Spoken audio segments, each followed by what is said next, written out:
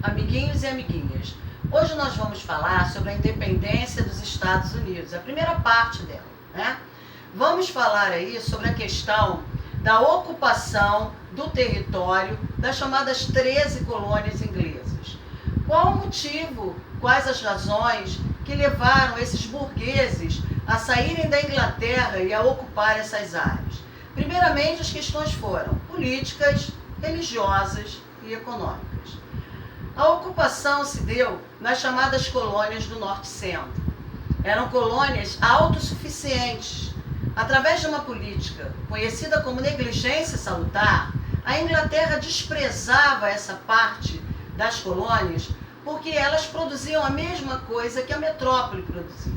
Então isso causou um desinteresse. A partir dessa negligência, essas colônias se tornaram autossuficientes e passaram a criar suas próprias leis, sua política administrativa, jurídica e tributária. Vale considerar também que as colônias do Sul eram colônias de exploração, que forneciam para a Inglaterra, por exemplo, o algodão e o melaço. Também vale considerar que essas colônias, profundamente diferentes, elas passaram a questionar a Inglaterra no momento em que, após a Guerra dos 7 Anos, entre França e Inglaterra, apesar de vitoriosa, a Inglaterra transferiu as suas despesas de guerra para essas colônias. E isso desgastou as colônias do Norte-Centro, que se recusavam a pagar esses impostos, como, por exemplo, o imposto sobre o açúcar, o imposto sobre o selo e o imposto, principalmente o imposto sobre o chá. Isso levou a um problema seríssimo, pois alguns desses colonos, fantasiados de índios, subiram nos navios, jogaram toda a carga de chá inglês no mar. Esse episódio ficou conhecido como a Festa do Chá de Boston.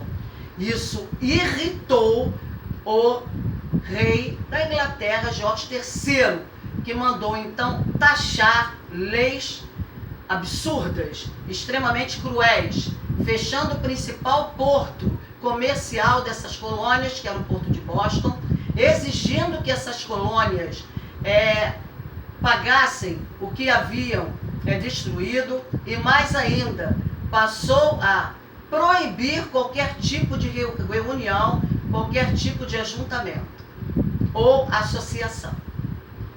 Isso gerou, então, um movimento conhecido como Congresso de Filadélfia. Esse movimento, ele passou a criticar o comportamento da Inglaterra, assim como boicotar os seus produtos. Eu gostaria de considerar com vocês que boa parte dessas colônias, elas não aceitaram esse domínio da Inglaterra, esse autoritarismo da Inglaterra, essas colônias do Norte-Centro.